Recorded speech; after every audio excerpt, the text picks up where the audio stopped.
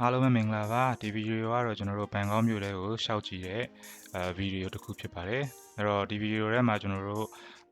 R Walk ကိုတွားကြည့်မယ် R Walk ကတော့နာမည်ကြီး shopping center တွေကိုချိတ်ဆက်ထားတဲ့တရားဖြစ်ပြီးတော့ဒီတရားပေါ်ကနေကြည့်ရတဲ့မြင်ကွင်းကလည်းလှပါတယ်နောက်ပြီးတော့ဒီ R Walk နားမှာရှိတဲ့ shopping center တွေဖြစ်တဲ့ကျွန်တော်တို့ Central World တို့နောက် Platinum Mall တို့စတဲ့ shopping center တွေကိုလည်းကျွန်တော်တို့ရှောက်သွားပြီးတော့ကြည့်မှာဖြစ်ပါတယ်နောက်ပြီးတော့ကျွန်တော်တို့ဒီ Terminal 21ဘန်ကောက်မှာရှိတဲ့ Terminal 21 shopping mall ကိုလည်းဒီဗီဒီယိုထဲမှာတွေ့ရမှာဖြစ်ပါတယ်။ဒါအပြင်ကျွန်တော်တို့ဒီfood market တွေကိုလည်းတူတူလိုက်ကြည့်ရမှာဖြစ်ပါတယ်။အဲ့တော့ကျွန်တော်လည်းတူတူဒီဗီဒီယိုကိုကြည့်ပြီးတော့ဘန်ကောက်မြို့တွေကိုတူတူသွားပြီးတော့ကြည့်ကြည့်အောင်ပါ။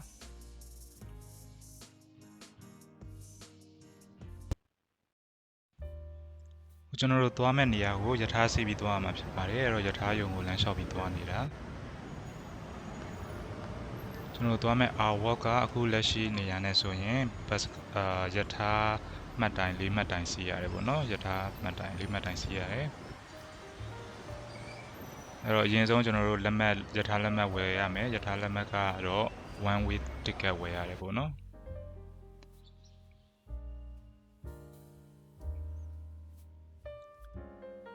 အဲ့ကျွန်တော်တို့လက်ရှိရောက်နေတာကဒီ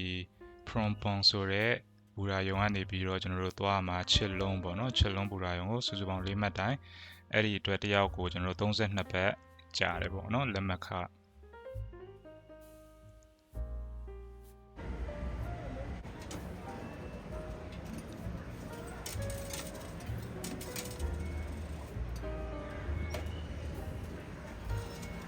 လက်မှတ်လည်းရပြီဆိုတော့ကျွန်တော်တို့ဒီ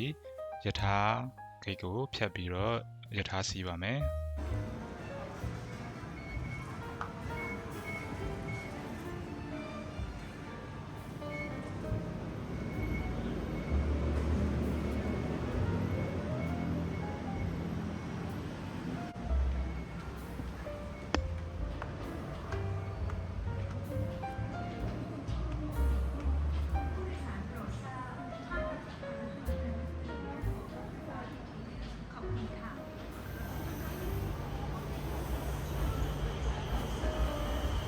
ယထာလာပါပြီယထာကတော့လောဆယ်ကြည့်ရတာတော့ထိုင်လို့ရမယ့်ပုံမပေါ်ပါဘူးအဲ့တော့မတက်ရပြီးတော့ပဲစီးပါမယ်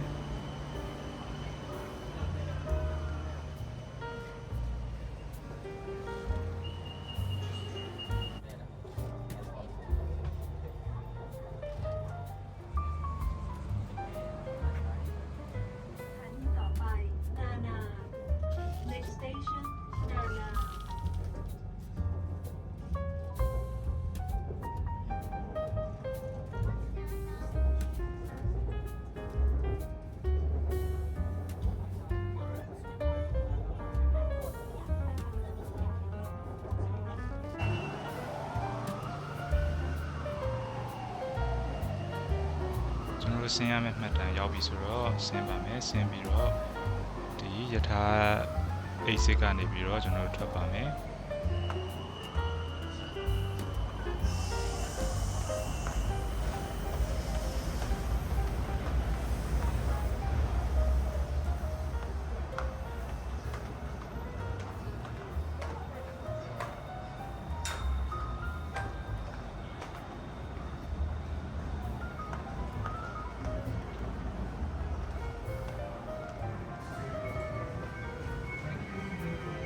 ခုနကတော့ဝယ်ခဲ့တဲ့လက်မှတ်ကိုဒီ machine ထဲမှာထားခဲ့ရမှာဖြစ်ပါတယ်အဲ့တော့နောက်တစ်ခေါက်ကျွန်တော်တို့ယထာစီးခြင်းနဲ့ဆိုရင်နောက်ထပ်တာမျိုးလက်မှတ်ကိုထပ်ပြီးတော့ဝယ်ရမှာဖြစ်တယ်တစ်ခါသုံးလက်မှတ်ပေါ့နော်ခုဒီယထာယုံကနေထွက်လာတယ်ဆိုရင်တောက်လျှောက်ကျွန်တော်တို့လမ်းလျှောက်သွားမှာဖြစ်တယ်ဒီဟာကခုနကတော့ကျွန်တော်တို့သွားမယ် R Walk နဲ့ဆက်ထားတယ်ပေါ့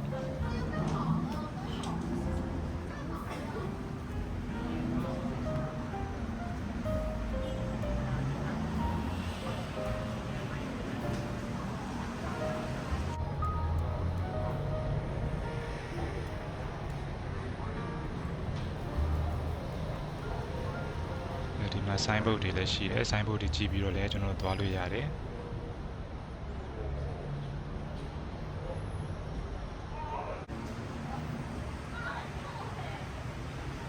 ဒါကတော့ကျွန်တော်တို့ဒီ intersection ပေါ့နော် artwork ရဲ့အလယ်ကောင် artwork ကရှေ့နောက်တောင်မြောက်သွားလို့ရတယ်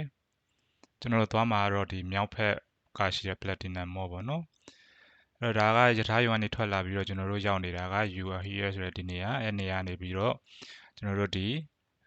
Cation Village နဲ့ Cation Tower ကိုဖြတ်ပြီးတော့မြောက်ဖက်မှာရှိတဲ့ဒီ shopping mall ကိုသွားမှာဖြစ်တယ် Platinum Mall တို့ Central World တို့အဲ့ဒီဘက်မှာရှိတာဖြစ်တယ်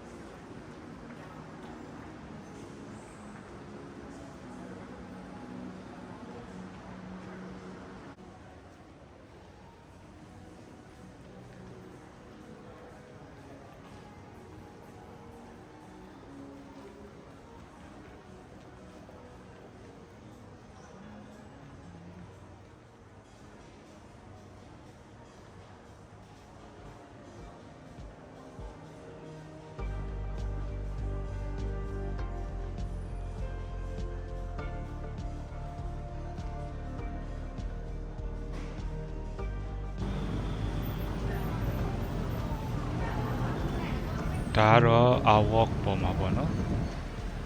artwork ကနေမြင်ရတဲ့မြင်ကွင်းအဲ့တော့ဒီဘက်မှာတွေ့ရတာ Big C supermarket ပေါ့ super center ရှိတယ်သူနဲ့မျက်နှာချင်းဆိုင်ရတော့ Central World ပေါ့နော်အဲ့ဒီတရားပေါ်ကနေတွေ့ရတဲ့အတိုင်းပဲဒီကားတွေဆိုင်ကယ်တွေဒီဘန်ကောက်မြို့မှာသွားလာနေရတာကိုမြင်ရတာဖြစ်တယ်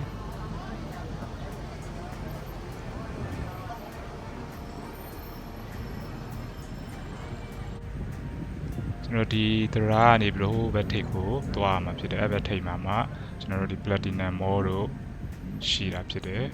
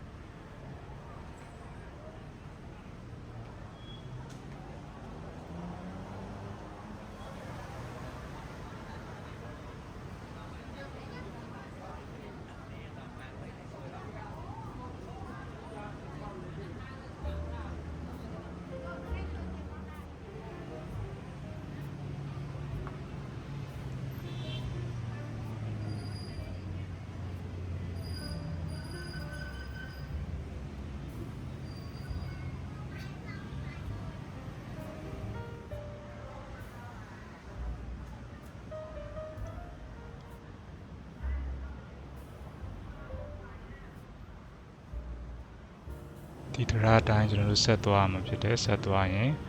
ဒီ Platinum Fashion Mall ဆိုတဲ့ဟာကိုရှောက်မှာဖြစ်တယ်ပေါ့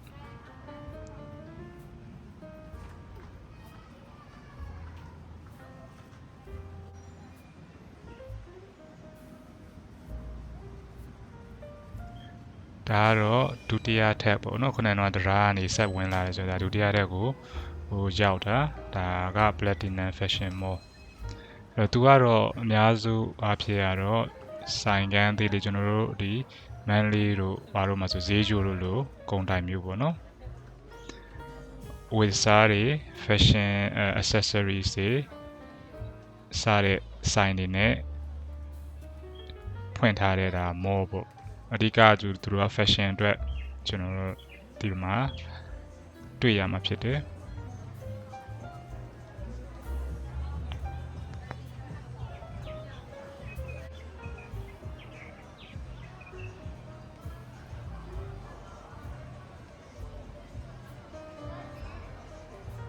သူတို့ကအထက်တစ်ထက်ချင်းစီကဥပမာယောက်ျားလေးဝတ်ဆိုရင်တစ်ထက်မိန်းကလေးဝတ်တစ်ထက်နောက် accessories တွေကတစ်ထက်စသည်ဖြစ်သူတို့အထက်လိုက်ခွဲထားတာပေါ့နော်အများစုကတော့မိန်းကလေးဝတ်အင်ကြီးတွေအများစုတွေ့ရတယ်ဒီမှာယောက်ျားလေးဝတ်အင်ကြီးတွေလည်းရှိတယ်ပေါ့နော် main ကလေး fashion တွေပိုများတယ်လို့ထင်ရတယ်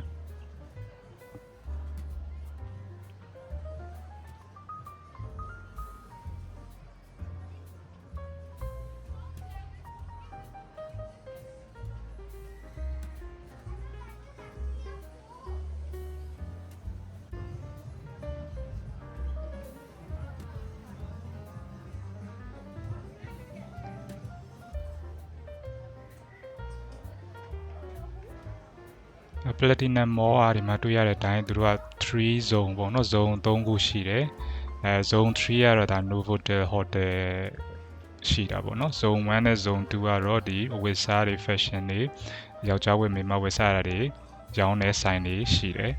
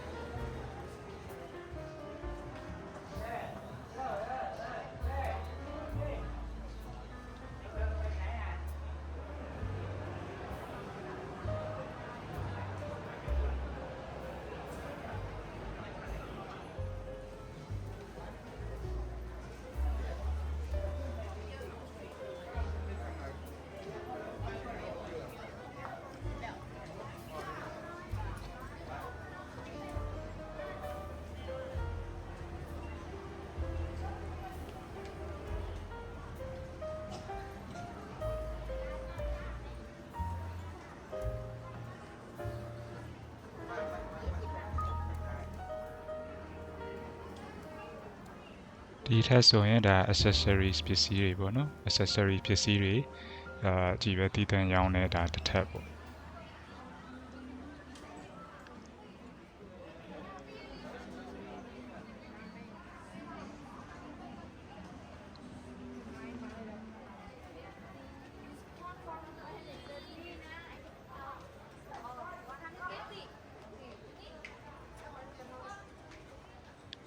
ဒီ Platinum Mall ကသူကဒီ wholesale တွေပေးတာများတာပေါ့နော်လက်လီလက်ကားလို့ပြောလို့ရတယ်အဲ့တော့လက်ကားယူမဲ့လူတွေဆိုရင်ဒီမှာလာပြီးတော့ဝယ်ကြတာများတယ်ဒါမှမဟုတ်လဲကျွန်တော်တို့အများကြီးယူမဲ့ပစ္စည်းအများကြီးယူမဲ့လူတွေဆိုရင်ဒီမှာလာပြီးတော့ဝယ်ကြတယ်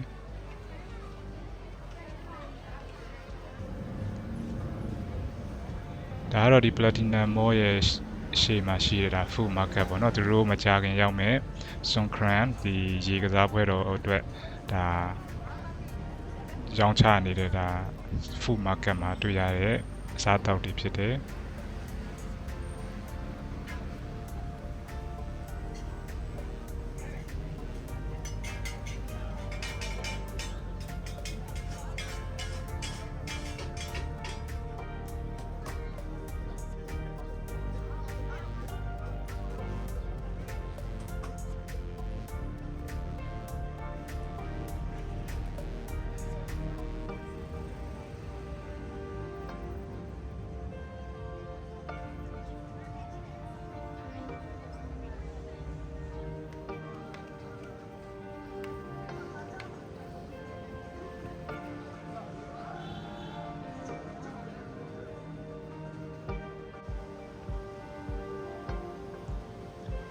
ခုဒါကတော့ Platinum Mall ကနေပြီးတော့ပြ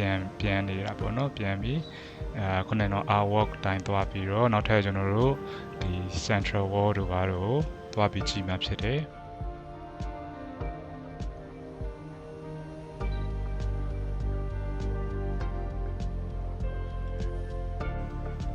ဒီမှာတွေ့ရတဲ့ဒါတူးမြောင်းလို့ခေါ်မှာပေါ့ဒါမြင်းနှစ်ခုကိုကျွန်တော်တို့ဆက်ထားပြီးတော့အရင်တော့ကတော့ဒါကုံသွဲဖို့အတွက်ဆက်ထားတဲ့ဒါတူးမြောင်းပေါ့နော်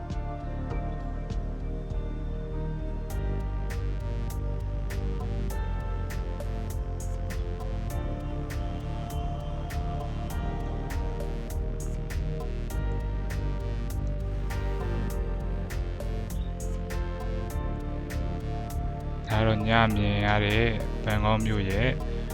သွာလာနေတဲ့ပုံတွေပေါ့နော်ကားတွေဆိုင်ကယ်တွေ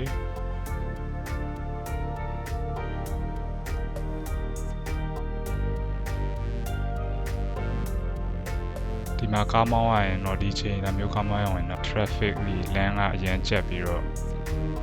တနေရာနဲ့တနေရာရောက်ဖို့သူတို့အချိန်ကြာမဲ့သဘောမှရှိတယ်